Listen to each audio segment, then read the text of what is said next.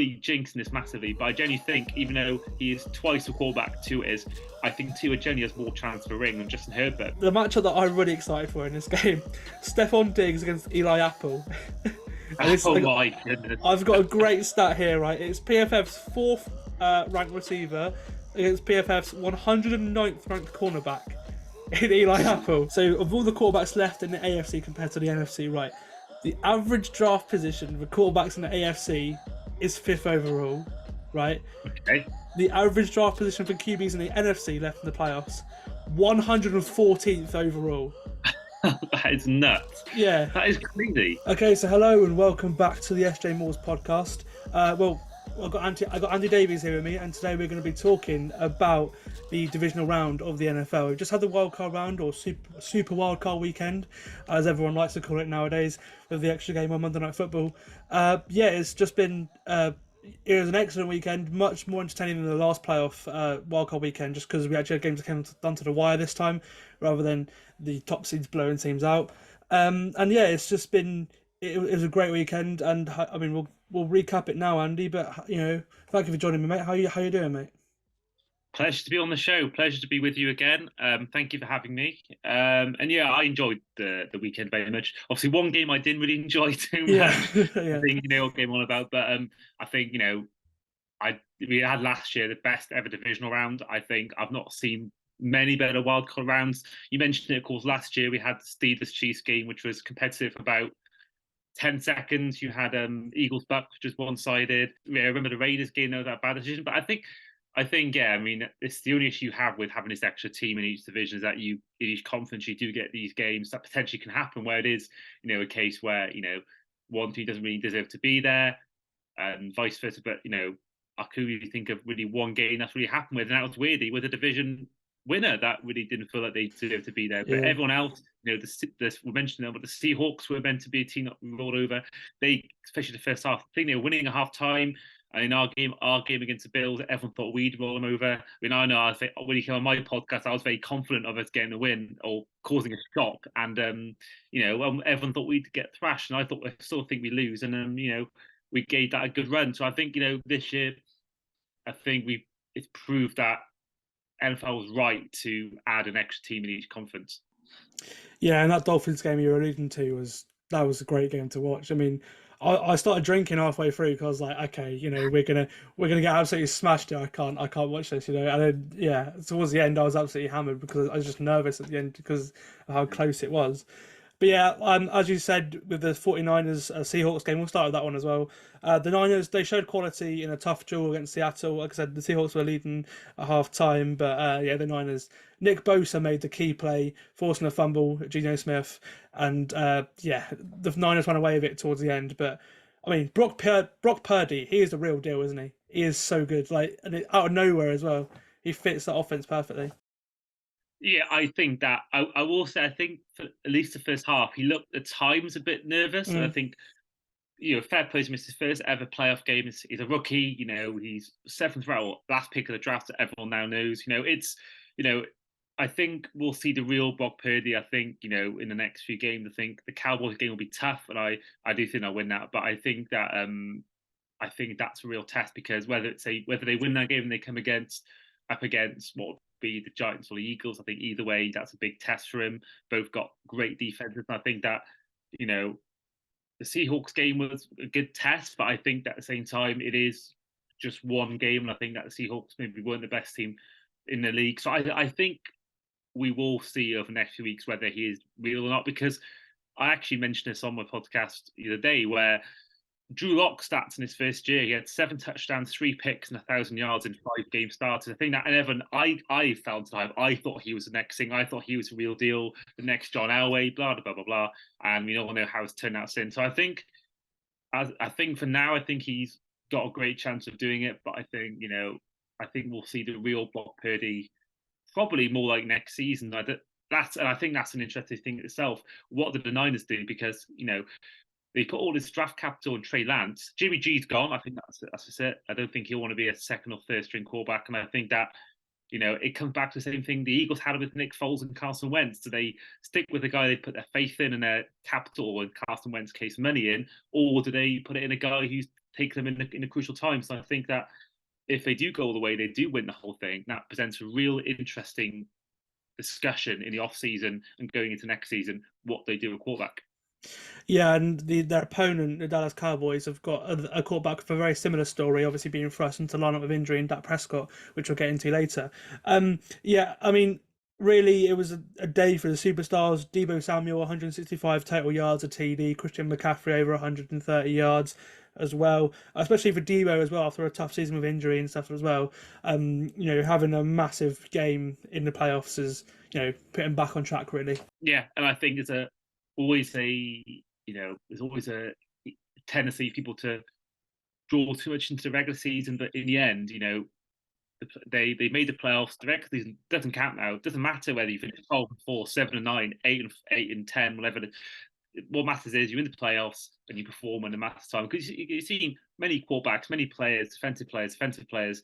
They could be really bad in the postseason and really good in the off season or regular season, or vice versa. And I think it's the same thing here. I think that they've got Deebo Samuel coming in at the right time, who for me is their best weapon. George Kittle's been the guy for Purdy, but I think having Deebo Samuel back, I think is big, because I think he is the best thing. What can't he do? I mean, exactly. This season probably stay fit, but apart from that, he's got what you need. He's got the ability to run the ball, to catch the ball. I think there's not a lot he can't do, and I think that having him in a team that's already succeeded without him this season, to add him in as an extra weapon, as well as Brandon Ayuk, George Kittle, Brock Purdy, McCaffrey, who can do both as well. I think that that makes this team even more the NFC favourite than they already were. Yes, exactly. And I mean, at the end of the day as well, it was, like I said, it was a close game. Nick Bosa, his forced fumble with Seattle in the red zone at the start of the second half, that was the thing that changed the game ultimately, because Seattle were in this, right till, probably the fourth quarter. And it was, the Jawan Jennings massive play at the end of that drive as well, basically gave San Francisco all the momentum they needed to win this game. But I mean, that defense again, it wins them games, and it is so good. It's number one defense for a reason, right? Exactly. And NFL, if you're listening and you're not giving Nick Bosa Defensive Player of the Year, what are you doing? He is, I think, the biggest lock I've seen for the award in many years. 18.5 sacks. He's a key part of the best defense in the league. I think they're number one for yards allowed per game. Either their pass or rush defense is number one. Their other one isn't too far. I think not too far behind. They've allowed the least points this season, I believe, as well. Actually, I'll get the stats up now. Actually, I've got them right here. Blue Peter, something I prepared earlier. Here so where's it gone? I had this written down. So they have the number one yards per game allowed in the league.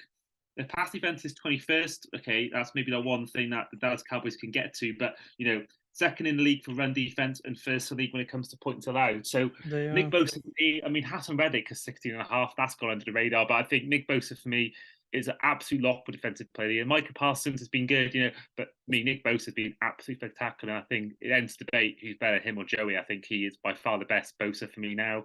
And he's just an absolute monster. I mean, he gave Tua a really hard game, and he was sort of the reason why he sort of helped other teams to sort of unlock, and then his performance helped other teams know that's how you beat the Dolphins. And I think that he has just been sensational. I think that if he doesn't win the award, I think there's something fishy going on in that voting process. Yeah, I couldn't agree more. One thing that I'm sure you'll agree with as well, Brandon Staley, bad coach, very bad coach. As we go into the Jacksonville Chargers game, the Chargers choked again. It's happened many times, with and without Brandon Staley, but especially with him. And after the mad start, Trevor Lawrence threw an interception on the first drive. The Chargers were up 7 early. The next drive, the Jags went for it on 4th and 7. Trevor threw another pick in that 4th and 7 play. Quickly 10-0, and then 3 plays later, a third pick from Trevor Lawrence. Austin Eckler 17-0, very easy, and Gerald Everett making 24-0, setting up the Chargers to win the game. A 4th Trevor Lawrence interception, then came a 3rd for Asante Samuel as well to make it 27-0 at the 2-minute warning of the first half. The Jags pulled 1 touchdown back before halftime, and the rest is history. The Jacksonville Jaguars go on to win, and the Chargers score 3 points in the second half. What on earth has happened in that one? It's typical Chargers, but yeah. I absolutely love this. I was actually laughing I never laughed so much watching NFL games when I watched that. I'm a morning guy, so I tend to watch the late game in the morning on Game Pass, not knowing the result, watching the game in full. So I spent 2 hours watching that. It seemed like a one-sided affair. But when they got into field goal range, I just couldn't stop laughing the entire time, because I went to a Chargers game this year, and it's not all of them. A lot of them were just so cocky, and it really annoyed me. Basically, I was basically of this whole thing where I didn't want them winning the whole thing, and I was no, I'm not the biggest Jags fan, but I think that when I saw it happening, I did a post about it on our podcast Instagram page, but. Yeah, I thought it was hilarious. I really did. I think the Chargers thought they were going the whole way. Justin Herbert as well. I think for us, we don't want Justin Herbert doing well, because he was picked after Tua. So I think for me, I was absolutely loving it. And Brandon Staley, I don't know. I think he's staying, but I think he's definitely on the hottest seat next year. I mean, a guy who's, first of all, he's part of that Rams defense. He was Rams defensive coordinator in 2020, and they had one of the best defenses in the league. And to go from that to then in the next 2 years, that terrible. That the stats aren't great as a defensively. If not, they're nowhere near in a top 5 or 10 for anything. And when it comes to passing game, again. So I'm going back to my old stat sheet. I've got it here. So I'll get it up.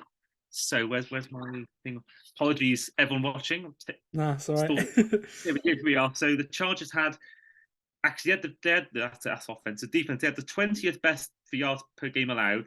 They were fair, but they were 7th when it came to passing defense, but their rush defense was 28th, and they were the 22nd in the league when it comes to points allowed. So I think to have that and to have such a collapse, and you're meant to be a defensive-minded coach, and the year before, what happened with in week 18 as well, with going for the timeout when the Raiders were seemingly going to kneel the ball. That's what everyone's saying, and give it a time, both go through. I think that he's made some really silly errors. And we mentioned McDaniel.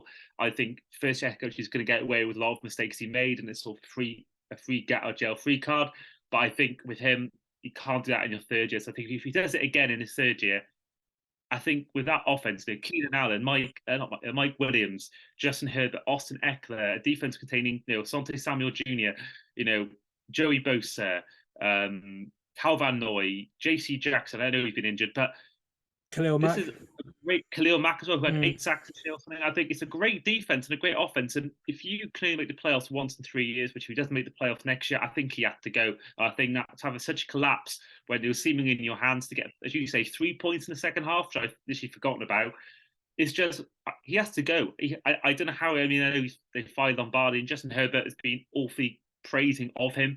But at the same time, I just think he has to go. I can't see why you'd want to stick with him, because how can you have a defensive-minded coach let that much of a lead slip? And I think I think that he is in incredible danger of losing his job next year. And I think that Sean Payton was there for the taking, pretty much. LA, free state tax, perfect place for a coach to go. Even though I didn't think LA was that great when I went there, but most people, LA is a great people love LA, and I think that Sean Payton was there for the taking. And I think that next year he won't be there. Essentially, I don't think, unless he really wants that job. So I think they're going to waste their chance. And I think that, sadly for Herbert, even though I don't mind him not doing well, it may be a case where his career is wasted by bad coaching. Yeah, very similar to Philip Rivers in that sense. Very similar. Exactly. Yeah. Exact same thing. Philip Rivers is a great quarterback, never had the defense or never had the coaching, and Justin Herbert is happening to him as well. And I genuinely think, even though, and I'm probably jinxing this massively, but I genuinely think, even though he is twice the quarterback Tua is, I think Tua genuinely has more chance for a ring than Justin Herbert, because Mike McDaniel has showed something in me, whereas I don't think anything Staley's done in the last 2 years has even given me any indication that he's actually the guy going forward. And I think that some people just can't. They could be a great DC or OC, but some people just aren't head coaches. And I sadly think that he's one of them. Yeah, I couldn't agree more. In that second half, awful clock management from Staley and Lombardi, and they ran the ball 8 times in that second half when they had a 4-score lead or a 3-score lead, and it was like they had a massive lead, but they ran the ball in total in that entire second half 8 times. It's just they just allowed Jacksonville to get back into it. They played horrible defense, and again they didn't run the ball, and that's surrendered them the win. And if I'm being honest as well, I think Joe Lombardi actually kind of deserved to be fired because Herbert this year. I mean, I know players have been hurt, but the last 2 years of Lombardi, he has not been as good as his rookie year, where with Anthony Lynn and Pep Hamilton on the offense. And we know Pep Hamilton's done a good job with the likes of Davis Mills and obviously Damian Pierce, etc. on that offense in Houston. With the weapons they've had, they've done all right. Yeah, I think it'd be interesting to see who does get that Chargers OC job. But Joe Lombardi probably was going to get fired anyway. But no, this was just the icing on the cake. He's a scapegoat for Staley for not getting fired himself, in my opinion. And yeah, him and Shane Davio, the QB coach, are gone. We'll move on to the next game, the one that we both watched in depth, Miami at Buffalo. And we have to mention this game. Can we just skip it? Is that okay? And I've got here as a headline: Josh Allen's turnovers give Buffalo a scare, which I think sums up the game pretty well. Miami were the biggest underdog in wildcard history at 13.5 points, and Buffalo up 17. Yeah, I know it's mental. Buffalo up 17 nothing early. 17-3, Josh Allen threw a pick to Xavier Howard on a deep play action shot. Miscommunication with his receiver Shakir. The Finns made it 17-6, forced a 3 and out. And then the Cedric Wilson punt return set him up with great field position. They couldn't really get anything out of it, so they went for another 3 to make it 17-9. And then Javon Holland got an interception after a sort of tip pass by Kato Kohu on a Cole Beasley reception. And John Holland with a great sort of run to set up a scoring drive for the Dolphins by Mike Gesicki, your favourite player, got a TD. It was great to see him actually be involved in the offense to tie the game after going for 2 at 17-17. It was 2017 at half because of the Josh Allen, Stephon Diggs magic, just chug it down there. I mean, they could have had a TD at the end of the first half, but 2017 it was. And then a third turnover for Josh Allen. Eric Rowe strip sack, recovered by Zach Steeler for the fumble recovery touchdown to make it 24-20 to the Miami Dolphins. And it was tight from then on. The Dolphins took the lead in the game. Again, they weren't expected to win. And, I mean, the thing that cost Miami the game, which we'll talk about now, a 3rd and 19 play from Skylar Thompson and Mark McDaniel. I don't know what was schemed up. Skylar threw it into that double coverage, and it was a Kyer Elam interception, which the Bills then scored off. And then ultimately, again, the 4th and 1, that was a delay of game to go to 4th and 6, because the Dolphins thought they had a first down. That's what Mark McDaniel said in the press conference. And yeah, unfortunately, the delay of the game killed the Dolphins, and unfortunately they lost. But what a playoff game this was. It's exactly what you want in the playoffs. Underdogs doing well. But Josh Allen, that was close for Buffalo, and we'll get into it later. But yeah, this is a great game to watch, I think. But unfortunately, our Dolphins did fall short. Yeah, it was, for me, I've only seen, you'll be the same as me, I believe, only one game before I've ever seen the team playing the playoffs, and that was the game where we weren't really in it at all. The Steelers absolutely destroyed us. So for me, it was, first of all, great to see us just involved in a game, and I think it was, first of all, great to see us play in the playoffs. We rarely see it, so I think it was really cool on a Sunday after watching Arsenal Spurs. Yeah, I recorded it, watched it behind time, eventually caught up, etc., etc. But it was just so nice to get involved, and I think it was great to see Mike Gesicki score. I'm a big fan of him, and I think it's a shame that he's probably going to leave, because I think that in game this year, the Ravens come back. He had a great catch that gave us hope. This game, same thing. Scored against, I think, the Vikings game I was at. He scored in that game. He's been a big part of some big games. The game I always love is that one against the Patriots, where we stopped them being a playoff bye. That was brilliant. And I think if he is going to leave, it's the same, because again, you give him the ball. I know he's not a good blocking tight end, but you can have him. I still think you can have him as a third choice receiver, slot receiver. Short passes. He's a guy. As we saw in the game on the weekend, in these red zone situations, have him there. He's perfect for that, and I think that is something you can really use him for. But I do think he's going to go. I hope we give him a new contract. But Chris Greer's gone out and said, look, he's earned the right to be a free agent, and I think that's every sign possible that he's going to leave. But going back to the game, I just think that Neil Reynolds hit it bang on the head in the Sky Sports coverage that sometimes, you just have to accept you're not going to score on that drive and just punt it away. But we went for the hero ball, 3rd and 19, as you say. I think Elab picked up on the 30-yard line, and pretty sure he scored a touchdown on that drive that resulted. And I think that if he could push him back, we saw what happened with the Zach Sealer touchdown. I mean, I was ready to buy a Zach Sealer top. I said to myself, whoever scores has a winning play in this game has a big part in buying their jerseys. So I was thinking, right, where can I buy the Zach Sealer top? But I think, we saw from that position where the ball would probably be punted to, that position there, we could trouble him again, and we troubled him with that zero blitz a lot of the time in this game. And I think that this is something that it goes back to McDaniel's lack of coaching experience. I think he will learn from that. He mentioned it in his post-match conference that I want that back. And I think he will learn from that, and hopefully he will, because I think that he's shown to me at times this year that he can be a good head coach. But I think, looking at that and looking at I don't care whether it's first down or fourth down, either way, you should know to get your player set. And I think that, I think that's just an excuse. To be honest, I think that's some sort of excuse he's trying to find to get out of it. I don't think at all that it was as prevalent as he was saying. So I think he'll learn a lot from that, and I'm hoping that it's not going to be a case where we're waiting 5-6 years again. So he'll be gone by that time. But I'm fully aware that I'm quite confident in thinking we had practice squad players playing in the line. We had third string quarterback. Waddle wasn't really until the end really much involved. I don't think he was fully healthy.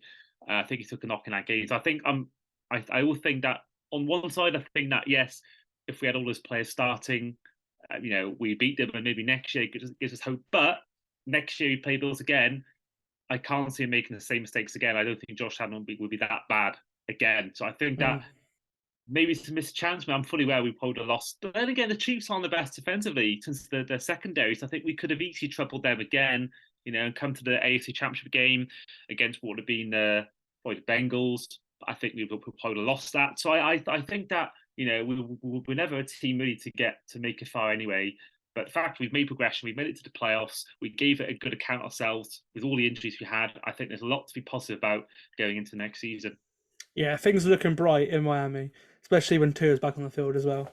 Okay, let's go on to the game that came after this one. The one that was probably the most entertaining, but also the closest one of them all as well, other than if you count Baltimore, Cincinnati.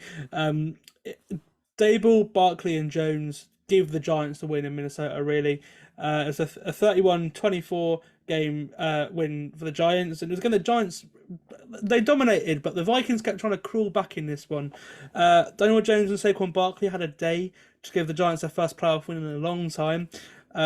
Both have had career years under Brian Dable, who I think should be coach of the year, in my opinion. I wrote an article on Full 10 Yards this week, and I believe he's done everything to get the coach of the year. Cousins didn't actually choke in the playoffs, especially after the 6 p.m. window, which is a massive thing. Cousins played all right, but the Giants were actually, they were very good. And I think Wink Martindale, the defensive coordinator for the Giants, he dealt with Justin Jefferson amazingly. He was basically shut out for most of this game, especially without a top corner, called Jair Alexander, for example. The Giants don't have that kind of DB on that team. And I mean, so Cousins was forced to go to TJ Hawkinson, who had a great day, to be fair, over 100 yards, 10 targets, TD. But it was Saquon Barkley's second TD that made it 31-24. That basically sealed the game. And if it would have been a little bit more of a Giants win if a Darius Slayton drop hadn't have given the Vikings a little bit of hope. But obviously the Vikings couldn't convert on the 4th and 7. And it was a Giants win, and ultimately the Giants deserve to be here. Our roster, isn't great. They've won a lot of games they don't deserve to win, but talent wise anyway. But they've deserved to win with the way they've played. And the Giants, they've got a game in Philadelphia to look forward to this weekend. First of all, if you're listening, Justin Jefferson, I picked you 3 times on DraftKings lineups this year, and every time you left 10 points, and you cost me 50 quid. I was sitting I think 10 or 15 points off getting that 50 quid prize. I think I picked you 3 times this year. And I think, if you're listening, I'm never picking you ever again. Tyler Boyd, you're not exempt from this criticism, because I had Isaiah Hodgkins, I had Daniel Jones, I had the 49ers defense, and I was doing well. And essentially, you two, Boyd and Jefferson, if you're listening, Boyd actually been quite good to me, but Jefferson, I'm never ever using again. That's my rant over. The Giants, I'm telling you, Eli Manning, Daniel Jones is Eli Manning 2.0. I really think he is, because that Manning was never a quarterback in a regular season that ever performed the level he did in the postseason. And Daniel Jones, whilst he was still probably a top 10 quarterback this year, but nowhere near on the Mahomes and Burrow and Josh Allen level. And I think that he's performed. I think he was the first quarterback ever in playoff history to get 300 yards passing and 75 plus yards rushing. And the whole dynamic was when he drafted him, he looks like Eli Manning, he acts like Eli Manning, he's got the same personality. And I think that we're seeing the same thing. I think that, the love he got when they made it to the playoffs, and now they got into the playoffs, they did this. I genuinely think that the Giants aren't even done here. I think they got every chance of shocking the Eagles. And I think that, Brian Daboll deserves a massive credit. I think Joe Judge must be absolutely tamping that basically that Saquon Barkley is fit, because he never was ever fit in the Joe Judge. But yeah, no, I think Daboll's done a really good job, and I think Daniel Jones is looking basically elite in the postseason. I do think that, whilst I get it, it was again a bad Vikings defense, but I think that it's what a season they've had. And I think that whatever happens the rest of the season, I think they can crowd a bit like ourselves, and yeah, it's just been a tremendous job. And I think the Vikings once again choked. But yeah, that they Kirk Cousins wasn't his fault. So the play at the end, fair enough, should have had a better play than that. But the play calling again was terrible. I just had a podcast this morning on Across the Pod with a Giants fan, Tom Morton and Ollie Wilson from Talksport, who's an Eagles fan, previewing that game. And Tom Morton made a good point about the fact that the play calling for that last play was horrendous, because they had two men who were far too deep, and then just apart from that, just Hockenson on the short gain. And I think that it was terrible coaching in that sense. And I think that, again, Kevin O'Connell, or whoever is the OC in Minnesota, I think will want that back. Oh, 100%. Yeah, but like you said, Daniel Jones is playing at a great level, and I think a lot of people are starting to realise how good of a quarterback he has been this year. The game that closed out Sunday night was Baltimore at Cincinnati, and it went right down to the wire. We saw a Hail Mary dropped by James Prochet from Tyler Huntley right on the last second. And then really you had the Sam Hubbard 98-yard return for a touchdown. And other than that, this game was quite sort of, quite a low scoring game, two big moments in it. And Cincinnati were kind of lucky to win. Like they ultimately they're a better team, but the Baltimore had a good game plan, and on a different day things could have gone completely different. And I'm worried about the Bengals now. They've got a few more injuries on the offensive line going into the Buffalo game. But it was very dramatic, this one. I fell asleep watching this one, so I watched it back the next morning, and it was entertaining so I kind of wish I did watch it live.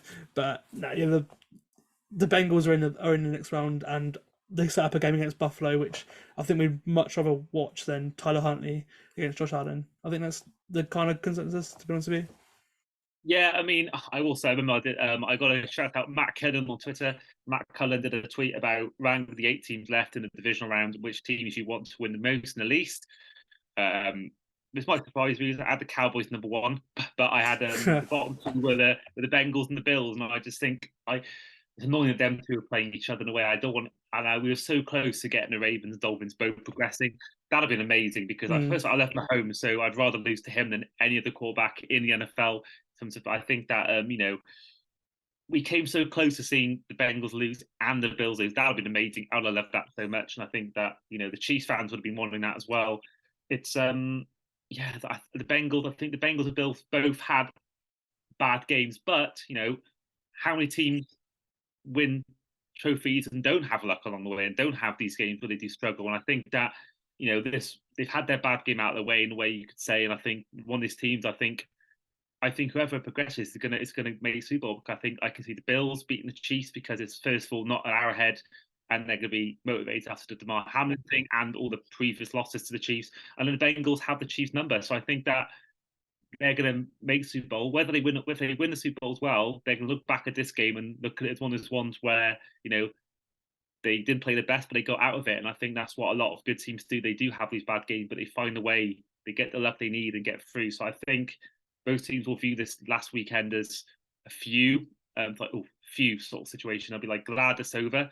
And they'll be definitely aware of that more than the Chiefs, who really have had no real tests really, because they won the division fairly early. They had a playoff bye. They've not really had much of any what's the term I'm using? Not much. I can't think what the word is now, but not much negativity, or not much sort of times where the back's against the wall sort of thing. So I think that will really help both these teams, both Bengals and the Bills, going forward. Whoever wins that game on Sunday, because they'll learn from that, and they'll be stronger from that going forward. And I think that these wins they had will actually help them going forward. 100%. Okay, the last. That's the word, adversity. Adversity, yeah. They've not had much adversity, but the Chiefs may have that as a bad thing, but it also could be a good thing. Maybe they're just that good. I don't know. Exactly. Okay, yeah. So the last game on Monday night felt weird watching a playoff game on Monday night. Just like odd, isn't it? But oh well. Dallas at the Tampa Bay Buccaneers. I've got here Dak dances and doubters. Brady says bye to the Bay, which I think is a general consensus here. Superb. That's a great headline. That is a great headline. Sorry to interrupt you. That's an amazing headline. I think that's the best I've heard in some time. When I was writing it yesterday, I was like, "Oh my god, that is so good." Yeah, I was pretty proud of that one. But yeah, it was a superb performance from Dak Prescott. He silenced many doubters, including me, which I'll get into later, because last week we went off on him. Me and my mate Charlie did. But yeah, no, it was a weird game. Brett Maher, 4 missed extra points after the touchdowns. That was really odd. The first one was one of the worst kicks I've ever seen. But I mean, ultimately, the Bucs didn't really turn up in the first half, and Dallas were 18-0 up. Because Dak, he turnover free, which was my main criticism. He played very well. The run game with Zeke and Pollard is quite hard to stop because Kellen Moore uses them so creatively. And I mean, Tyreek Hill, T.Y. Hilton and CeeDee Lamb making big plays for the Cowboys as well, especially Hilton, someone who signed just a couple of weeks ago. And I mean, a Julio Jones TD at the corner of the end zone was a nice throw from Tom Brady. But that was basically it. And he showed some signs of regression, but I think the main thing is he's definitely done in Tampa Bay, but there's been a lot of talk about him retiring. Do you think it would retire, or do you think it will sign somewhere like New England again, maybe, or the Raiders, or what do you think is going to happen with Tom Brady? I think it is going to be the Raiders or the Bills or the Patriots. I think he may want to almost end his career there and maybe resurrect what happened before. But at the same time, Josh McDaniels, he knows really well, and you've got a team.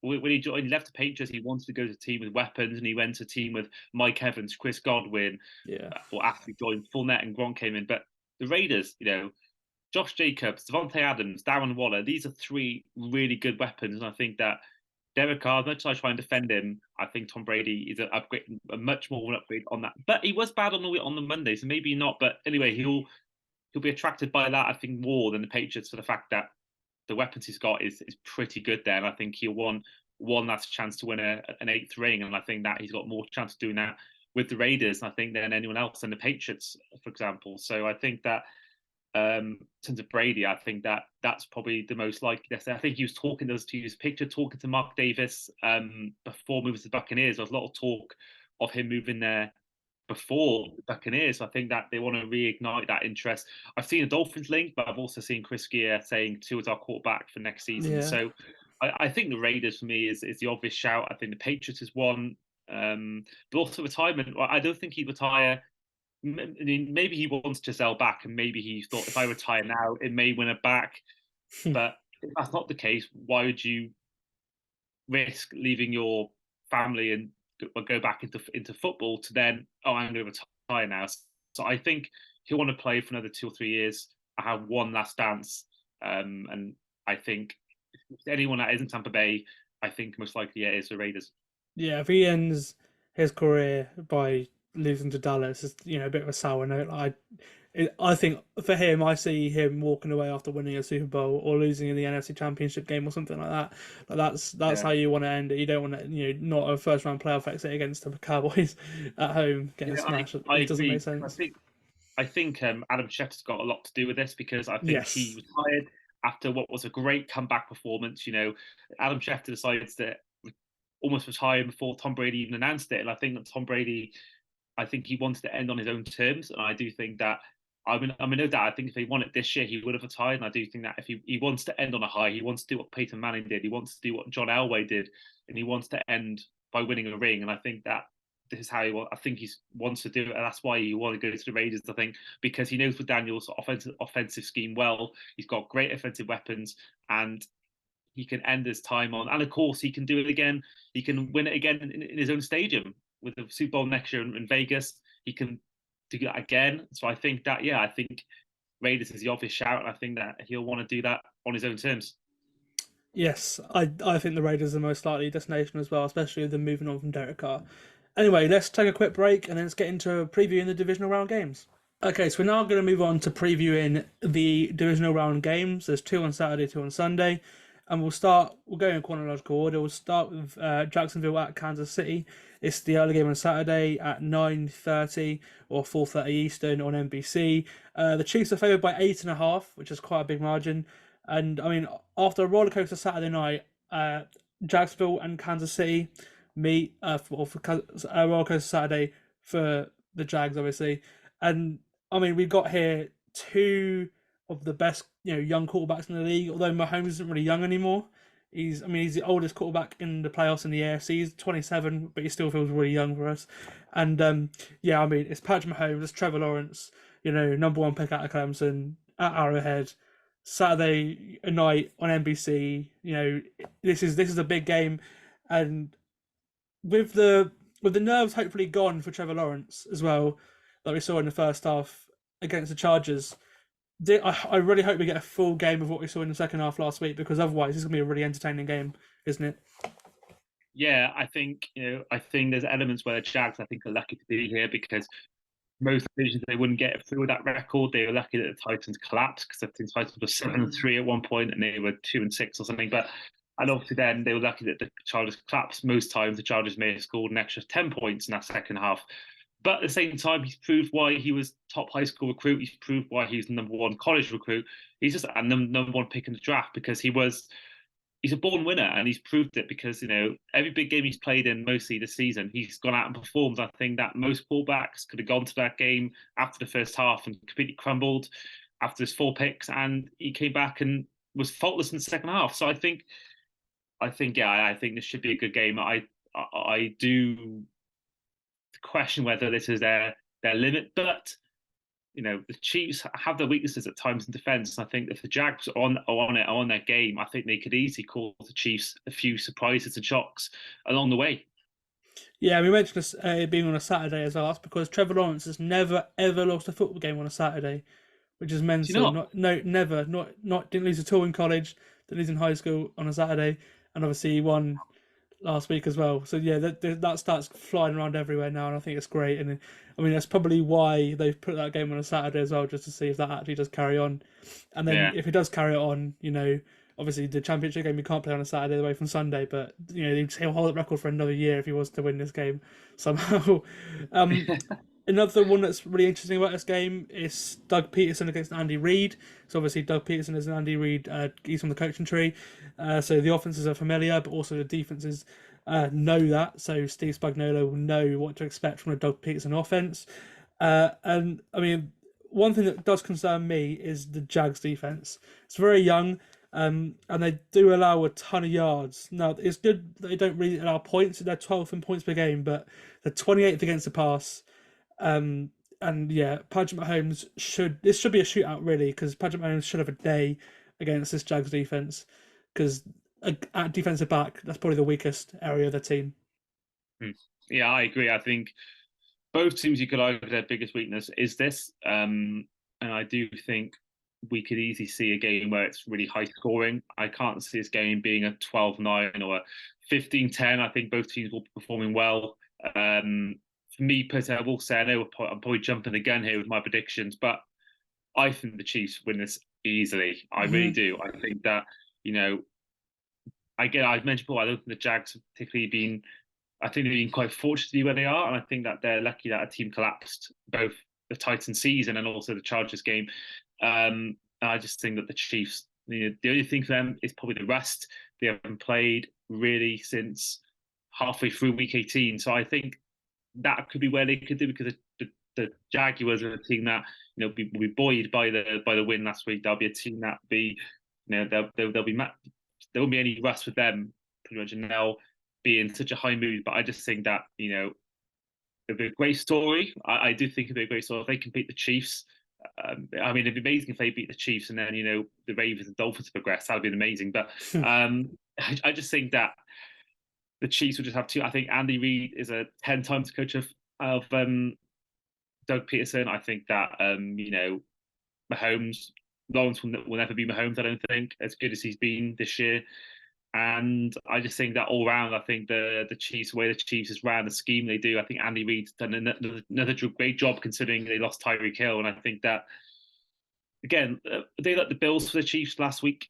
Is the Jags' way of getting in, but I just don't think the Chiefs are gonna ever have that sort of off day in this game. Yeah, it'll be interesting to see how the Chiefs' offense flows in the postseason without Tyreek Hill. Obviously, they've got a lot of players who aren't perhaps playoff proven, to the likes of Tyreek Hill and Kelsey. Obviously, you got Marcus Valdes-Scantling and Juju Smith-Schuster, which we haven't really seen them go deep and do well in the playoffs. We've seen Scantling get to a championship game and stuff, but not really be like a key figure in the Packers team. And if I think the Jags have got a chance, but the way they do win is from the defense. Actually, I mentioned how they can get beat up, but they've also created the third most takeaways in the league. The Jags defense 27 takeaways this season overall, which is quite a big number. I mean, we've seen especially last year, Mahomes can turn the ball over, not as much as this year he has done. Like his turnover percentage has gone down 0.5 according to PFF. Just looking at the numbers now, but it's going to be the Jags have got a way to win this by probably getting a couple of takeaways and scoring off it. But other than that, I think again I can see the Chiefs kind of running away with it. If I'm being honest with you. Again, going to the Jaguars defense, they've got a really athletic D line. You got like Trayvon Walker, who's like a mad athlete. He's not really been productive, as productive as Aiden Hutchinson has this year, but he's shown he's very quick, he's big, he's got a massive wingspan, and like they can get after Mahomes a lot better than and a lot easier than some defensive line can, because him and Josh Allen are really quick edge rushers compared to some people who are more like a craft way, like Joe Bosa, for example, but again, getting Patrick Mahomes down is impossible. Like his pressure to sack percentage is only 10%, so he's got the best pocket presence in the league with that stat, and if they can do something on defense, that's how they win the game. But I mean, ultimately, the Chiefs' offense, in my opinion, as much as I've been hyping this Jags defense up, bar their pass defense, I think this goes to Kansas City, and the Chiefs won by 10 in the regular season. I mean, admittedly, the Jags were 3-7 at that point. It's a different team, but I think I can only see this going one day, and especially as well, we saw this with the Vikings after a miracle win. In the playoffs, the next week they sort of come out flat. So we saw, the Minneapolis Miracle. They went one in the last second against the Saints, and they absolutely went flat against the Eagles in the next round. Obviously, the Eagles went on to win a Super Bowl that year. I think we can see something similar with the Jags in this game. So I'm picking the Chiefs. Yeah, I'm not really against that. I think that. Yeah. I think that apart from that touchdown early on against the Eagles, the Vikings did nothing in that game. I think that, I try to think in my head of any teams that have had this miracle play and gone on. I mean, obviously going back to a different sport, Liverpool beat Barca 4-0, that great comeback, but on the flip side, Spurs, they had a miracle thing of their own, and they were flat in that final. Both teams were flat in that final, really. So I think, I think there's potential flat. I really do think that is. I think that maybe the Bills, they should have lost that game, and they lost to the worst team, and the same thing in this game. It's very possible, very possible. Okay, let's move on to a game of the NFC. This is the Saturday night game. It's on Fox. It's 1:15 in the UK, 8:15 Eastern. New York at Philadelphia. Two NFC East rivals meet for the third time this year, obviously, and I mean this one has obviously got playoff implications. It's in the playoffs, and it may be the closest game of the three. It was 48-22 to Philly in the first game. The second one was a 22-16 win for the Eagles against the Giants' backups. And I think this one will be just as close as the game in Week 18, if not closer. Philadelphia struggled in the last game against the backups. It was the first game with Jalen Hurts back after injury. They won through 5 Jake Elliott field goals. Jalen Hurts had a pick, no touchdowns. And like I said, I think the Giants have a knack of winning these games. We were saying earlier in the podcast, they have a knack of winning the games they shouldn't. And I really wouldn't be surprised to see the Giants come away with a win here. I don't know how you're feeling, but it's possible. Yeah, I'm so excited for this game. It's what I'm looking forward to the most. I will mention this on our podcast, which will be out at some point in the next day or two. I think the Giants are going to win. I really have to think they're going to win. I think the Eagles, Lane Johnson's not 100%. Jalen Hurts isn't really 100%. No one knows how they're going to play. And I think that's such a big part of the game. If you've got one of your best defensive linemen and your star quarterback not fully healthy, I think the likes of, that defensive line can really get to them. And I think that's going to be the key. I think that's how they can win this game. I think it'll be a very 17-14 or something. I don't think it'll be a high scoring game at all. I mentioned before Daniel Jones. I think it's Eli 2.0. Saquon Barkley is one of the best comeback player of the years this year. I think Christian McCaffrey is the only guy that trumped him for that award. And I think that the Giants are just something about them. They haven't won a playoff game since last weekend when they last won the whole thing. I think that they're a team that is good, got good momentum. They're a team that is on the right side of good form. And I just think that the Eagles aren't going to be 100% healthy. I just think they're going to do it, and I think that the Giants are going to shock everyone. And I think on their day, they could even go as far as beating whoever they play out of Cowboys, and 49ers. I think on their day they can beat anyone with the sort of momentum they have and the players they have around them. Danny Dimes doing it again. I just think that whether it's Thibodeau, whether it's Leonard Williams, whether there's anyone in that defensive line for the Giants, I think they're going to have a potentially a field day against this O-line and against Jalen Hurts if he's not fully healthy. Yeah, that's entirely possible. And you mentioned Jalen Hurts. He had an awesome year. He was the MVP favourite for some of the year, especially towards the end before getting hurt. And I think that's now sort of swung towards Patrick Mahomes. I think he's a sort of the likely winner of the MVP award. His legs, they add an extra dimension to this offense, which is already good. They've got a great run game with Miles Sanders. They've got top receivers, AJ Brown and Devontae Smith, who are both excellent in my opinion. You've got Dallas Goedert, and then you've got that offensive line as well. I think this is the most complete offense in the NFL because you've got so many elite or very good players in every position, basically. You've got 2 very good receivers. You've got the tight end. You've got probably the best O-line in football, if not one of the top 3 or 5. Again, you've got a quarterback who's playing very well and almost MVP level, and then you've got an okay running back. And the running back is probably the least valuable position out of all of them anyway. So if you're putting it that way, I think he's had a great he has had a great season, but you kind of expect someone to do that offense. Just a word on Jalen Hurts. Do you think he can replicate this next year and into the playoffs, or do you think it was just very much like a he's in a great situation kind of thing? I can see him struggling in this game for everything I mentioned before, and I think that potentially rushing back super quick. I don't know what goes on behind closed doors, but I do think that in terms of the future, I think he's a good option for them. But we've seen it with Josh Allen when he got big, too, when he got Tyreek Hill, and AJ Brown when he came to with Jalen Hurts. I think that a lot of quarterbacks, they need that elite receiver, and then Mahomes has got Kelsey and had Hill before that as well. So I think that he's in the right place around him. I think it's a greatly coached team, and I just think that I do think without it, like most quarterbacks, he will struggle. But I think they got the guy going for. I think he is the guy for the next 5-10 years, unless something goes horribly wrong. But I can see him in this game maybe struggling and using that as motivation for the next few seasons afterwards.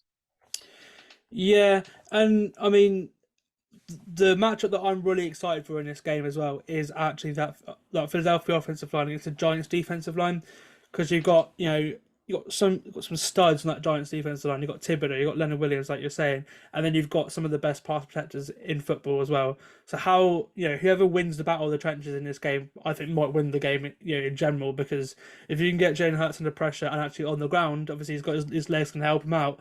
But yeah, if they can rattle Jalen Hurts, and the Giants have got a chance to win this game. And I mean, the Giants actually, with the lack of DB talent, are actually surprisingly good against the pass as well, which I was actually surprised by looking into this game. They're 14th against the pass, and only 27th against the run. So again, if Philly will look to run the ball in this game, when they see that they're struggling to stop the run, and we'll go on to him again. Daniel Jones again. If he can have a game that he did last week again, it's gonna be a close game. It's got to be, because he played so well. And I mean, it's not been outstanding, like you say. He's not like especially in the regular season, he's not been like a Mahomes level, but he's like an Eli Manning solid level quarterback, especially with the talent around him. Like, he's trying to practice squad receivers like Isaiah Hodgins. Like, Kenny Golladay's been nowhere until he was, turned up out of nowhere in the regular season, week 18. Like, Darius Slayton, he's okay, but he's not. The Giants have got the worst receiving core in the entire playoffs by far, and he's done a great job. Yeah, and it's exactly why I think it's Eli 2.0. I think that, a lot of receivers who are basically nobody before the season started have really performed well. I mean, Saquon Barkley's been back fully healthy. You've got Isaiah Hodgins. You've got Daniel Bellinger. When he's been healthy, he's been productive as well. Darius Slayton's been involved. I mean, Kenny Golladay's been nowhere to be seen. But I think they're just a team that I think has found ways. I think this goes back to praising Dable. I think that it's just a team that they found a way to win these games. Is really not. This is why I think Mahomes is the MVP, because apart from Kelsey, Juju, MVS are not exactly Tony, aren't exactly these elite receivers. I think it's the same thing with the Giants. Daniel Jones is performing exceptionally well, and Daboll's coaching him exceptionally well. With really, apart from Barkley, no one really that elite, and I think it's a real credit to them.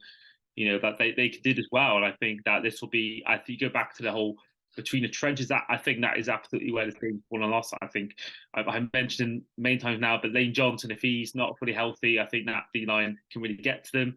But I think you got the two like Jason Kelsey as well, and I think people like that. And I think this game could be. I think this game will be actually might be the lowest scoring of the whole weekend, but it might be the most closest. Yeah, I'm with you there as well. As for predictions, you're going for the Giants, right? Is that? Yes. Giants are going to win this game, and they're going to beat whoever they play in the next round, and they're going to play whoever it is in the AFC. I've just got this feeling they're going to go. I saw on Paddy Power that you can do a bet for the Giants to either win or lose the Super Bowl. It's like 100-1 or something. So it's tempted to do that.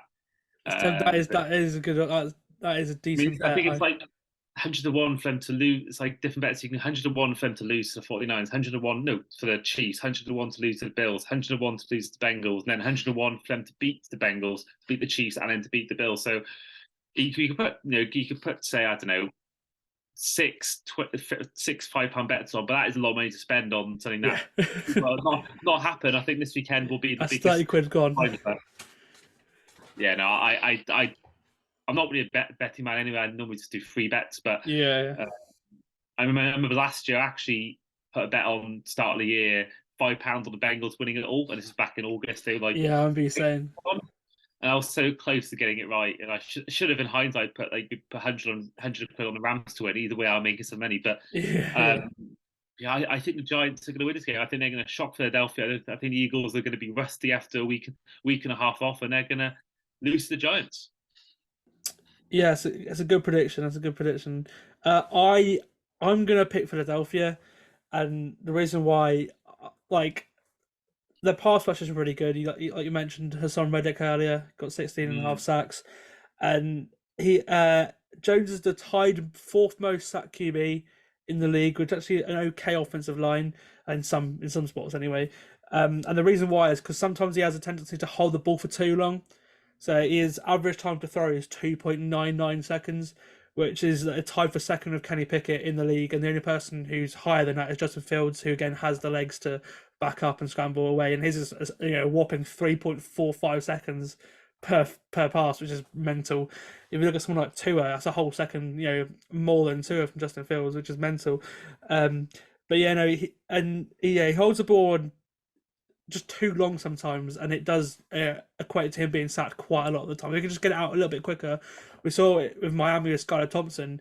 His processing speed, he's a lot, and his release, he held onto the ball a lot, longer than Tua would in that game, and he got sacked quite a few times against the Bills for that reason, and and also like you were saying, division games, especially in the playoffs, are always close. We saw it with the Dolphins and the Bengals games this year.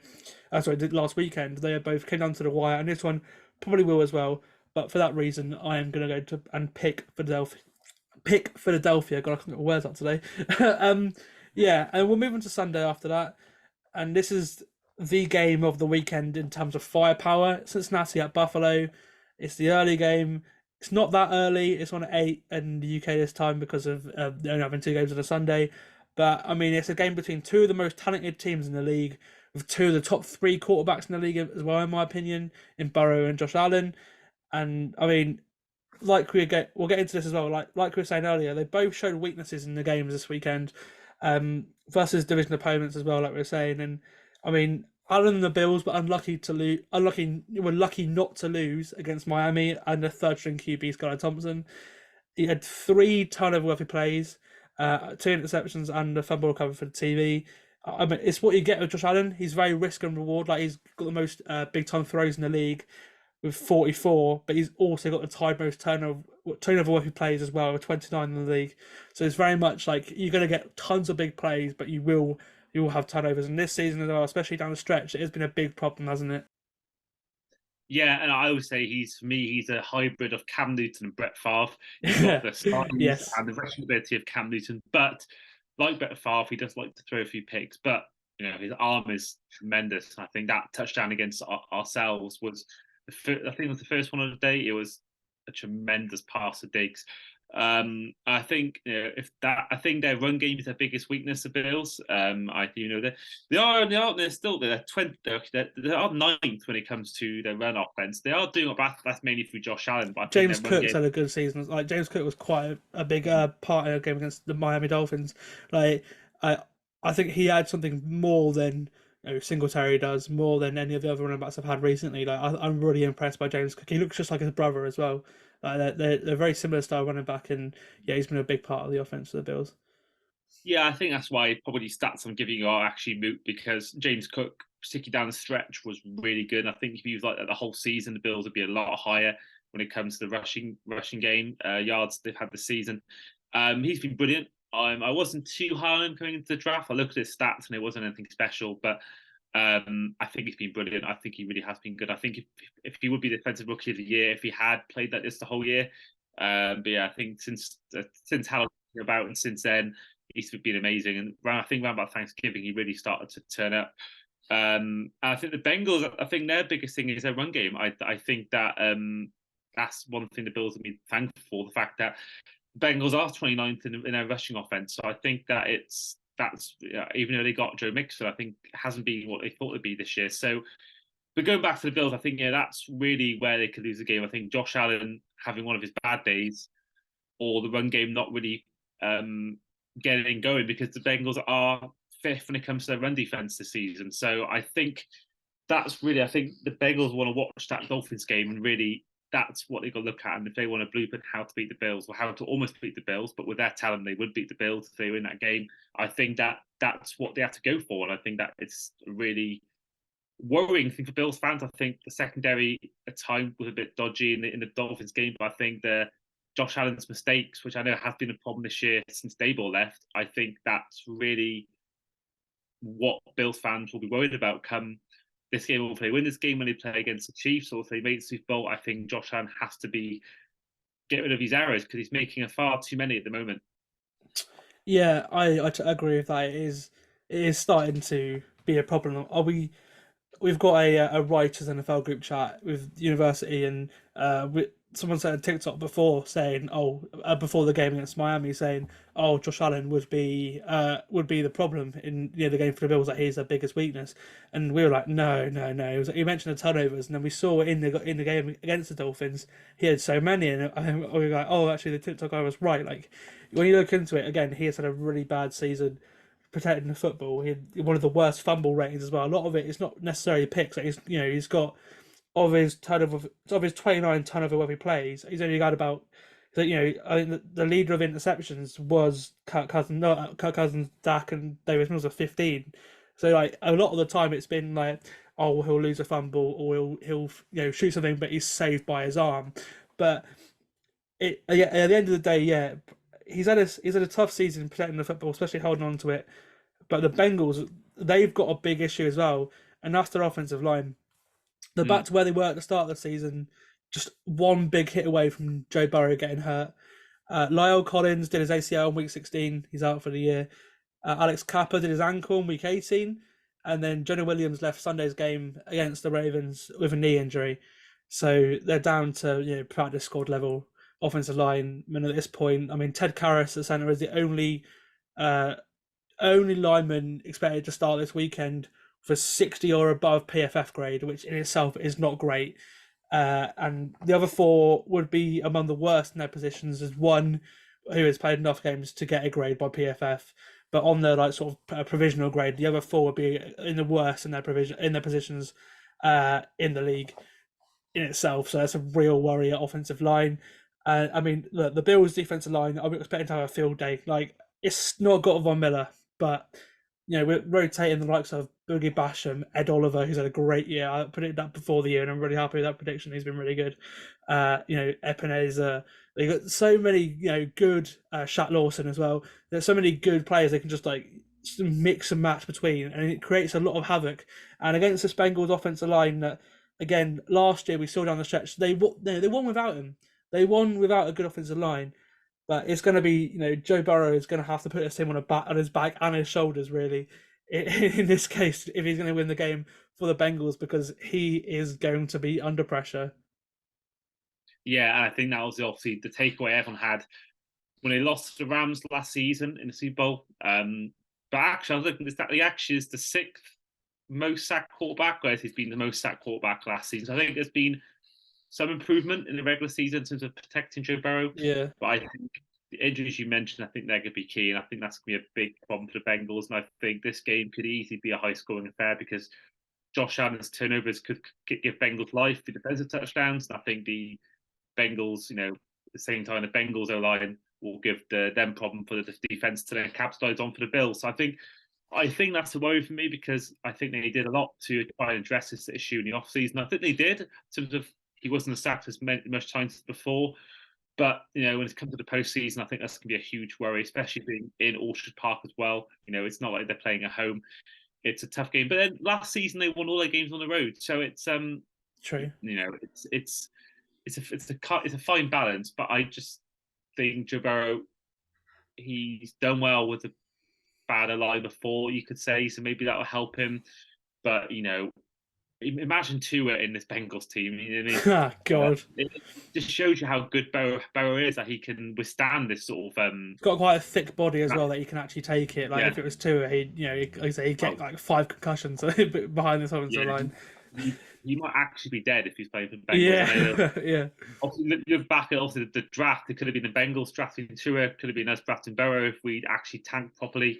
And so I think that it's a worry for the Bengals, not just for this game and this season, but I think for Joe Burrow's long-term health. At some point, you can't keep protecting him and him getting away with it. At some point, he's going to have a bad hit. Like in his first season, he had, I think it was against Commanders, which every quarterback seems to get injured at FedEx Field. But I just think that's true. It's a huge worry. I think that I can see him again missing large chunks of the season because his O-line can't seem to protect him. And with all the talk of them, selling the naming rights of their stadium to pay Joe Burrow, how are they going to pay the elite O-linemen to come in free agency? So it's a big worry for me with that Bengals situation. Yeah, and ultimately it might be what decides the game at the end of the day. Now, these teams should have met in Week 17 if it wasn't for the unfortunate situation with Damar Hamlin, who is now, unsafe. It's going to say he's in a safe place right now, and is doing very well. Obviously the situation saw the game abandoned and not played. The Bengals were 2.5 point underdogs at that time. They're now 4.5 point underdogs in this game. So it's gone down by 2 points, which it makes sense with injuries, key injuries in that offensive line. There's two starters lost since they were meant to play last time. T. Higgins is a bit banged up as well, that kind of thing. Like there's many factors there. And the matchup that I'm really excited for in this game, Stephon Diggs against Eli Apple. My goodness. I've got a great stat here, right? It's PFF's fourth ranked receiver against PFF's 109th ranked cornerback in Eli Apple. This is going to be a great game. Diggs had a big day against Xavier Howard, who, yes, he's hurt. He's got multiple injuries, but even then, he created a lot of separation against him. And like Eli Apple, he might have a Tyreek game like he did last year. There's that beef between the two of them, but Diggs v Apple is going to be interesting. Expect points in this one. That's all I can really say about it. Two elite QBs, elite receiver talent, banged up secondaries, a banged up Bengals offensive line.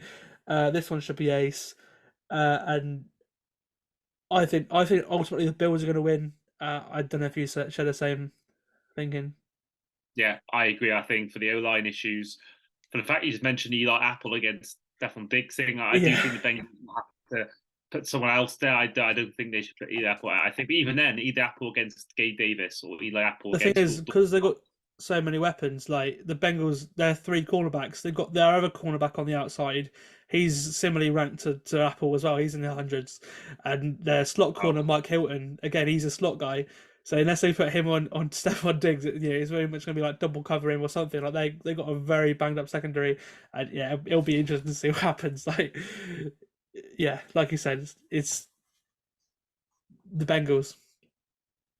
Yeah, I think that I don't know whether he's playing or not. I'm guessing is, but Jesse Bates, he's gonna have to be on his game to stop that receiver, because even if they double team Diggs, I mentioned before, you got Gabe Davis, you got Dawson Knox, you've got James Cook, who's shown at times the ability to catch the ball as well. And I think it's just, I do think the Bengals, I do actually think the Bengals, I think this might be the biggest margin of all the four games. I do think that. I think that with the O-line injuries, Josh Allen will learn from his mistakes in the last game. The Bills won't be as bad as that again. And with a mismatch of receivers against secondary, I just think that I'm going to say something like 40 points to 20, or something like 10 points to 25 or so. I think that I can see the Giants game being close. I can see the Chiefs Jags game. Actually, that might be the biggest margin, but I don't think it'll be as close as what it would have been if the O-line was fully healthy for the Bengals. And I mean, I share the same thought. Like I said, I'm picking Buffalo to win. It will be interesting. There's gonna be a lot of points. It's just whether it's a shootout or it's one team runs away with it kind of thing. We're not really sure about. But let's take a bit of a break again, then go into Dallas, San Francisco, and then go into picking your bracket to win the Super Bowl in general. So let's take a quick break, and we'll be back in a minute. Okay, so let's go into the last game of the divisional round matchups. It is the Dallas Cowboys at the San Francisco 49ers, the 5 seed in the NFC against the 2 seed. It is on Sunday night on Fox again. So Fox have got both late games of this slate, and it's two of the league's best defenses face off in this one. They meet in San Francisco to close out the divisional round. Number 1 and number 3 in turnovers produced, and then number 1 and number 5 in points per game allowed.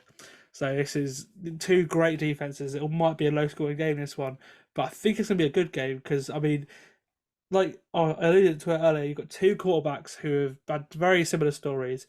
I mean, Dak Prescott, he silenced a lot of doubters against Tampa Bay, had a mistake game. I can't remember him making a mistake against the Bucs on Monday night after that disaster class in Washington the week before. Me and my mate Charlie Grace, journalist who we had on last week, we went absolutely in on him last week. We had a clip that went did quite well on social media, saying Dak Prescott is the most turnovers in the league. Playing in grass, all this. We don't think is gonna. We can see blown up in Dallas's face, and they go and trounced the Bucks. And yeah, like I was saying, two QBs, very similar stories. Brock Purdy and Dak Prescott. They both thrown into the lineup when their starting quarterback, who'd been there for a long time, both times, got injured, and yeah, just grabbed it, and led a playoff run. And I mean, then never look back either. I mean, this is a great stat. Listen to this, right? So, of all the quarterbacks left in the AFC compared to the NFC, right, the average draft position for quarterbacks in the AFC is 5th overall, right? Okay. The average draft position for QBs in the NFC left in the playoffs, 114th overall. That is nuts. Yeah. That is crazy. So you got Brock Purdy, 262. Then you got Dak in the 4th round. And then you got Jalen Hurts in the 2nd round. And Daniel Jones 6th overall. And he's an outlier. But he's, you got 2 number 1 overall picks in Burrow and Trevor Lawrence. You got another 10 overall pick with Mahomes and a 7 with Allen. And that's it. And it just shows the talent in the AFC compared to the NFC as well. Like every team in the AFC had a 1st round drafted quarterback in the playoffs as a starter, and the NFC just not the case. But Brock Purdy and Dak have they've had good. Purdy's obviously shorter than Dak's by a long way, but Dak's had a good career since coming into the league 2016. And Brock Purdy again has come in as Mr. Irrelevant, and he's 2 wins away from the Super Bowl. Like, and that's at the end of the day, it's incredible. Yeah, and I think it's a great story for both teams. I think Dak Prescott, I think Purdy will be an example. If they can go all the way, I think he'll be an example for future Mr. Relevance that look, this is what you can do. I think the previous best has been Ryan Suckup. Mr. So I think it's I think it's really interesting to see how they'll do in this game, because I think both quarterbacks. I think Dak Prescott, I thought he's excellent against the Bucks, and I've been one of his biggest critics in big games, and I think that bootleg was amazing. But at the same time, the Buccaneers weren't exactly at their best, and it was never really a point in that game where it was crunch time near the end of the game. You had to make a play to win the game. He had a pretty easy ride, considering the fact that as good as he was, it wasn't really a hard opponent. So I think that whilst I think Prescott proved critics wrong to some extent, I think at the same time I think this week will be his big thing. I like to see what he does. Say 2nd or 3rd down with the 2-minute warning gone, we're needing a touchdown to win a game. I think that's the real test for me, because I don't think really. I think most quarterbacks, I think even Skylar Thompson could have gone to that game and played the way he did, because the Buccaneers were terrible in that game. So I just think that it's still a much good to see him win a game and much improved performance in the playoffs. I still want to see him perform well when the going really gets tough. Yeah, and if Dak was to win this game, this would be a big it'd be a big statement, because it's against probably the best team, if not the 2nd best team in the NFC, one of the best teams in the entire NFL. Dallas don't win these games. We've seen so many times Dallas just stink the bed in the postseason again and again and again. And Dak's on a lot of money. If he was to win a couple more playoff games, and go on, and even further on with these Cowboys, that say he's been worth the money, because really he hasn't with his play over the year. He's not been a 30 million, 40 million a year quarterback. He's not played to the level. He's been a top 15 QB, you could say, in that time, but he's not been very, very, very good, and he's not. It'll be interesting to see what contract Daniel Jones gets. Obviously, he's not got a 5th-year option, so he's gonna be a free agent this year. But interesting to see what Daniel Jones gets from the Giants, because I think they will re-sign him. Because and you'll see I think you'll see a similar thing with Tua if the Dolphins re-sign Tua. You'll see a similar sort of contract with that, because the lower tier QB I think is going to be on a lot less money than Dak. I think Dak and Kirk Cousins have a market. I don't think anyone's going to go above that market, because those two were kind of overpaid for what they actually are. Like I said, if Dak can do up to his contract, and it'll be a big thing for Dallas, because Jerry Jones, I'm sure, would love that. He's got a great offense around him. You got the Zeke and Tony Pollard duo, which I mentioned earlier, is really hard to stop. They use really creatively. It's nice to see that Dallas have actually started, using Pollard more, because there's a bit of a stigma against doing that. Really, at the start of his career, they were like, "Oh, okay, he might be better than Zeke. We don't really want him to be better than Zeke, so we'll just give him less carries, and then we'll see what happens." But yeah, Tony Pollard has really had like a 1B, if not probably been the better running back and had the best results than Ezekiel Elliott this year, which is good to see because he's deserved this moment.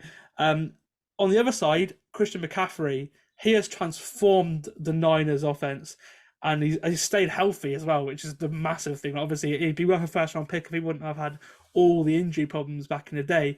And I mean, Kyle Shanahan having him and Deebo Samuel in the same team is illegal. It should be illegal. Like at the end of the day, like that is just like two of the most versatile weapons you can have in football are on the same team. They're in the same offense and they're used so well, and they can create mismatches anywhere. Like every time I was watching the Niners Seahawks game, you'd see Deebo or McCaffrey having a massive play because they can't cover the both of them because they're so unique at what they can do that it just it just feels wrong having the two of those in the same offense. And Kyle Shanahan is a very lucky man. And there are a few injuries that Niners should be worried about. Samson Ebukam, the linebacker, and Juwan Jennings are day to day. They both pick up ankle injuries in the game against the Seahawks. Ebukam especially is a big part of that defense. Juwan Jennings had a big play as well. Barring those two play, the Niners are favourites, and I mean, it should be a high-scoring game, but I'm picking the Niners. Yeah, I'm doing the same. Yeah. I do hope the Cowboys once again wear that navy blue jersey because that for me so nice. is the best jersey in the league. I think that. Yeah. I think our throwback's pretty good, but that jersey is so clean, and especially when Prescott went that bootleg, watching when number 4. It was just it's a beautiful, beautiful jersey, and I hope they wear that for eternity, if I'm honest. But it's I actually want the Cowboys to win the whole thing. I think I had a great time in Dallas. Yeah, it'll be good. I mean, I don't mind the 49ers winning it, but I left my home, but I've seen the Chiefs win it. But for me, I think I'd like a Chiefs Cowboys Super Bowl. I think that's my favorite two teams left.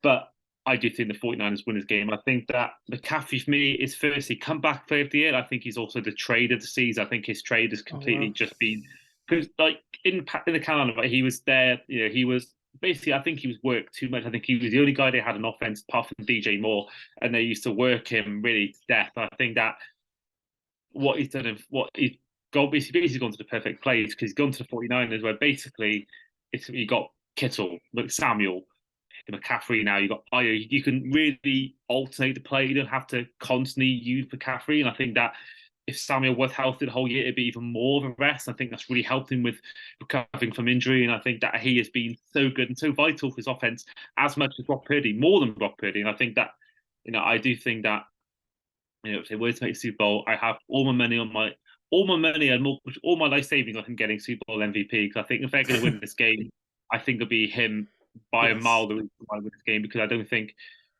the Bills' run game and run defense. And looking at the AFC teams, the run defense for AFC Chiefs at 8, Jags at 12.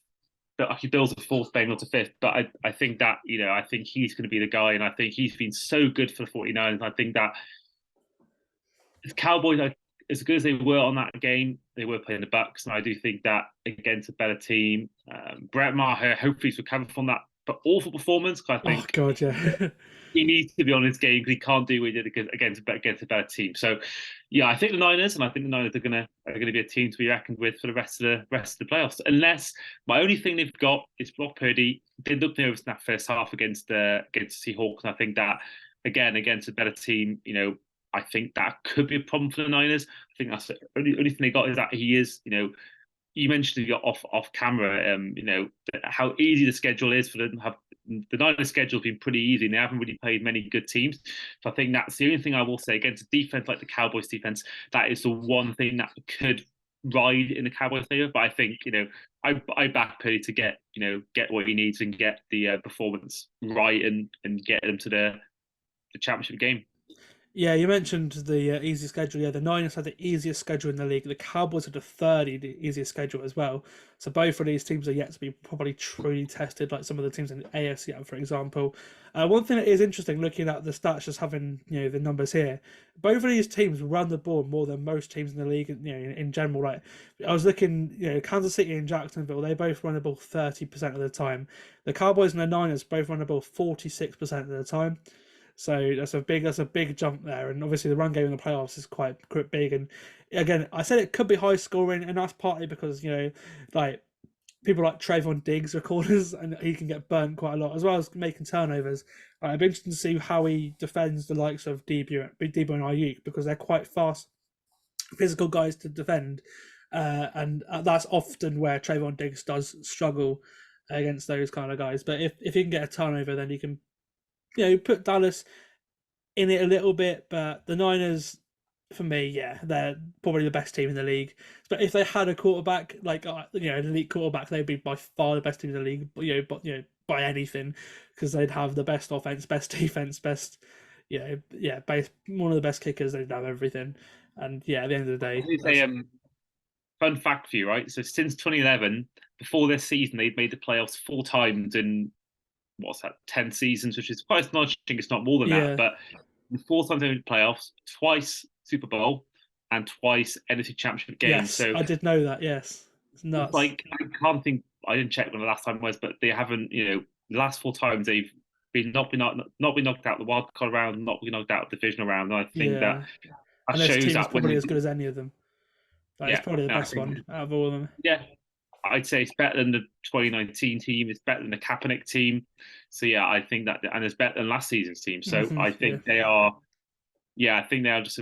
John Lynch deserves a lot of credit, but I still think that Trey Lance stuff does fly over the head of what they do next season. Yeah, and that basically sums up the game, really. Okay, so just to finish, Andy, I would like to know, we're doing this little competition on the podcast with all the pundits that are on the podcast over the playoffs. They're doing like a picks league, and the winner of the league will get an NFL gift from me as a prize. So Andy, basically, we're just picking your playoff bracket. So you've got the just go through your picks, mate, please, mate. Just yeah. Well, actually, what I've told you today is actually slightly different to what I put on the website. I'm trying to you can correct it, so you can No, I'm keeping.